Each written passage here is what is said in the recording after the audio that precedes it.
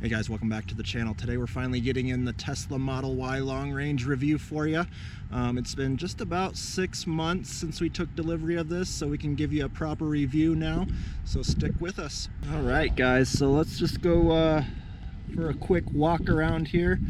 This is the long range 2022 model. This is Model Y. And it doesn't have too many options. One of the options is the red paint that you see here, and then it does have the 20-inch black wheels as another option. And other than that, that's about it for options on this thing. But yeah, I think the red looks good on this. Black wheels. I like how they have the black accents already around here with the trim. It all looks nice. Only thing I might do, I've seen some overlays for the chrome emblems. I might get those just to put on there to match the rest of the black trim. But yeah, I mean, it's not a horrible looking car. It's not amazing looking either. It's just like, a car. Let me know in the comments what you guys think of the looks on these Teslas. Do you think they're cool, or is it just kind of a boring car?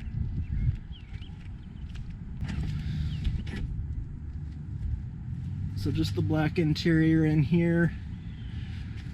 I mean, the white interior on these, they look cool. I just can't imagine trying to keep them clean. Just seems like they would get dirty in a hurry.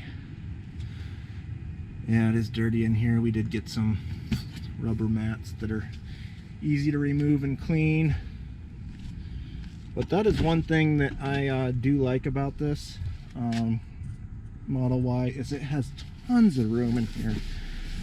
So I am 6'2", and I'm in here with the seat pretty much far back where I would be sitting in the front, and I still have an inch or so and tons of headroom because of the glass ceiling. So it definitely can fit taller people in the back without any discomfort. Yeah, minimalist interior like all the other Teslas out there. I've definitely gotten used to just having the one big screen. Takes a little bit of getting used to, but I actually don't mind it now. Alright, we'll show you the frunk and the trunk here. That is the other thing that I do really like about the Tesla Model Y, is there is just tons of space. A lot of these competitors these days, like the Nissan and the Hyundais, they don't even have a frunk at all. It's you open it up and there's no room for storage. So this has a nice little area up front for storage, and then in the back, let's take you back there. That's where the real storage is, guys. This thing is got tons of storage, and that was the big thing for me because we were going from a Ford Explorer, so we needed a lot of room because that had quite a bit of room in the Explorer. So all this room here, which is quite a bit in itself, but then check this out. Look how deep that is. I mean, you can fit a ton more stuff down here, and you just don't get this with any of the other competitors out there. So this was one of the big selling points for me, was the storage space and the interior space for sure. So if you're looking for something that can store a lot of stuff, Model Y might be a good option for you. It does have the push button close too, which is nice. But yeah, I think we should get in here and take you guys for a drive.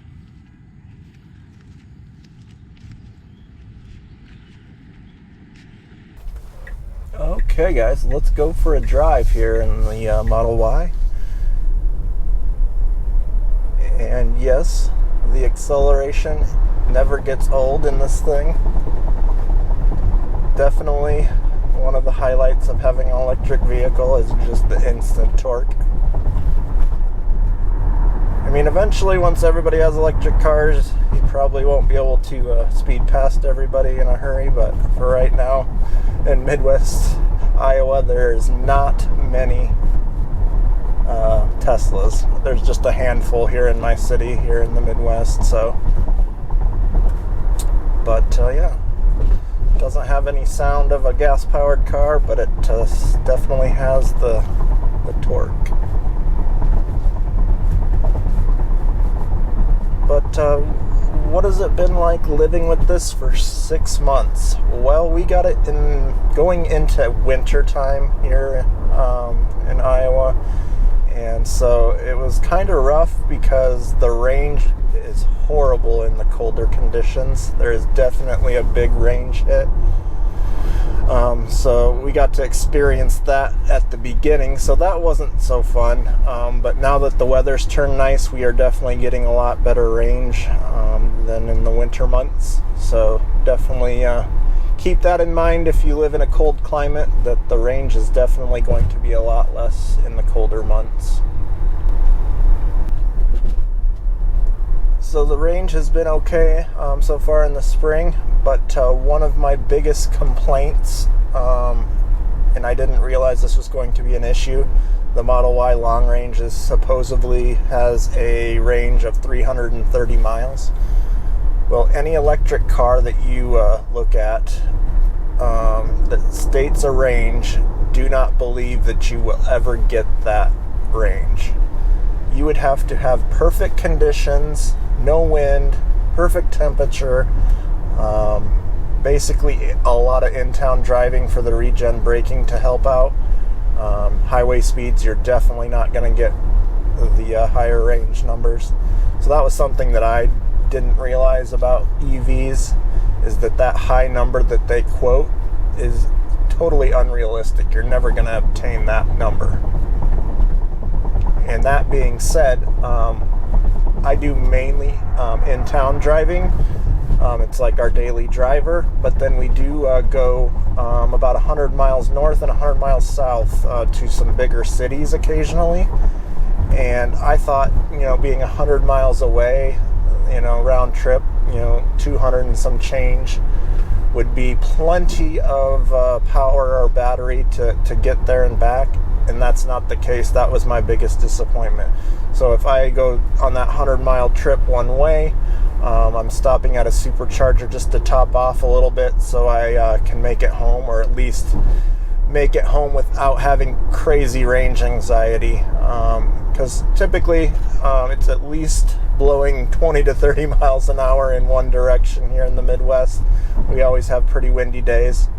So you may get there if the wind's going with you and seem like you can make it home, but then going home the range just drops because the wind is coming straight at you. So it's definitely something to be aware of. The range on these things are just not as advertised. Once you get the hang of it and know what range you can get on the highway and going certain speeds, you'll feel more comfortable. But it just takes some time to get used to, and you just can't stop at a gas station at every other exit. So, but I think that would probably be my biggest complaint. Then there's some other small things with the car. The phantom braking, if you read the forums, that's a pretty big thing.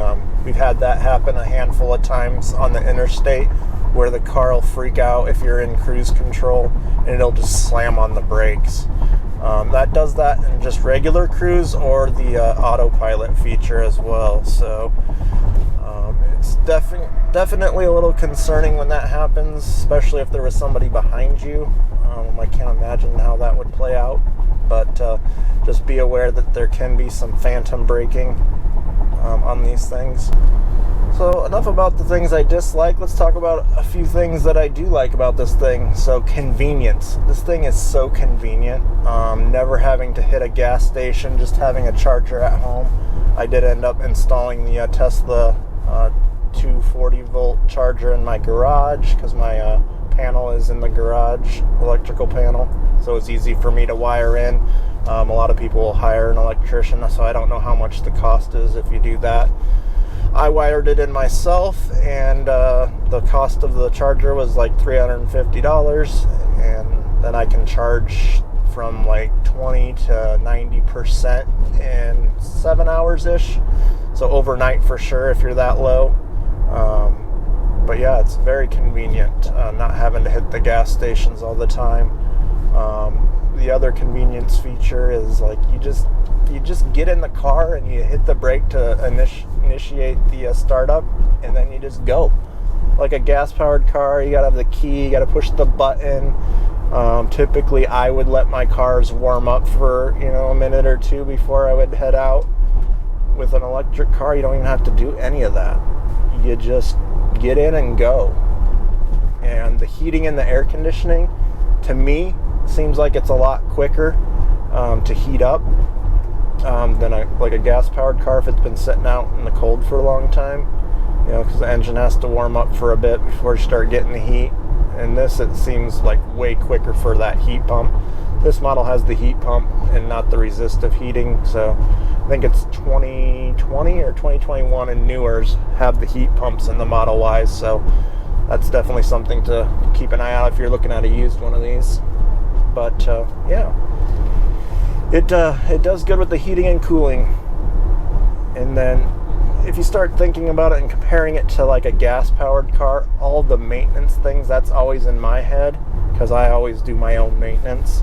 So no more oil changes, no more spark plugs, no more air filters, and any of that routine maintenance is out the window. You don't have to do it anymore, which is awesome. So many less moving parts to go bad, when you think about all the moving parts and things on a gas-powered engine. So I do really like the low maintenance aspect of the EV ownership. And yes, you can say that the battery is going to end up going out eventually, but these things have a crazy warranty on them. It's like 10, is it 8 years? It's like, it might be 8 or 10 year 100 and some odd mile, 1,000 mile warranty for the electric motors and the battery, which is crazy. So coming from the factory, you're going to get at least 100,000 miles and many years of use out of this battery and these electric motors before you'd have any issues.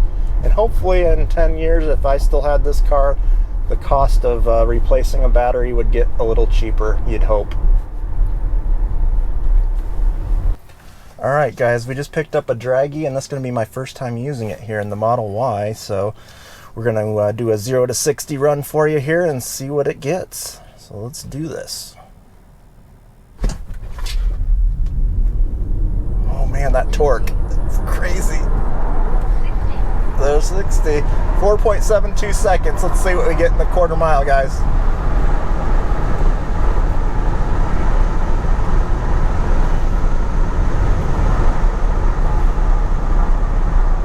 That thing pulls. This is not even the performance model. I can't imagine what that does. 3.5 seconds. That's like a 1.2 seconds quicker.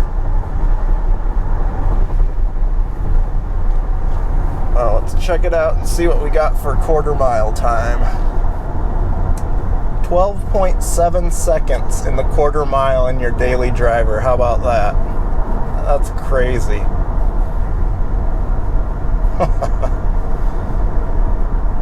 Tesla doesn't give you horsepower numbers, but this thing's around 400 horsepower and the upper 400s for torque, I believe, so somewhere in that range. So of course a big thing with the Teslas is the self-driving ability. I did not get the full self-driving in this Model Y, so it just has the standard autopilot. And I will say that on long drives on the highway, I mean, it does come in handy. It does let you relax a little bit. You still always have to have your hand on the wheel because it'll chime at you and make you put your hands on the wheel if you don't have it. But it's basically a glorified lane keep assist like other vehicles have these days if it's just standard autopilot. And then the cruise control, it's just an adaptive cruise. And the bad thing about the Tesla is there's no way to turn off the adaptive cruise. It's just cruise that's adaptive no matter what. You can change the distance between the car in front of you, how many car lengths, but you can't actually turn off the adaptive pieces, which is kind of annoying. Another thing with the cruise control that I found difficult to get used to is there is no resume function. Like if you had to get on the brakes or whatever, you're in traffic on the highway and you just want to go back to the same exact speed you were going, there's no resume button. There's little ways to make it similar to that in the menus, but no true resume function, which I find annoying. But right now, as you can see, we're in autopilot. It's doing the lane keep assist and just watching the lines. And it's truly watching the lines, because if you're on an interstate in Iowa, a lot of the exits do not have the dashed lines. Oh, see, it was just telling me to put pressure on the wheel. I had my hands off the wheel for too long. But basically, it follows that line. So if there's an exit that's really long and there's no white line, it starts veering off to the side. So that's kind of annoying. So you definitely got to pay attention with the autopilot.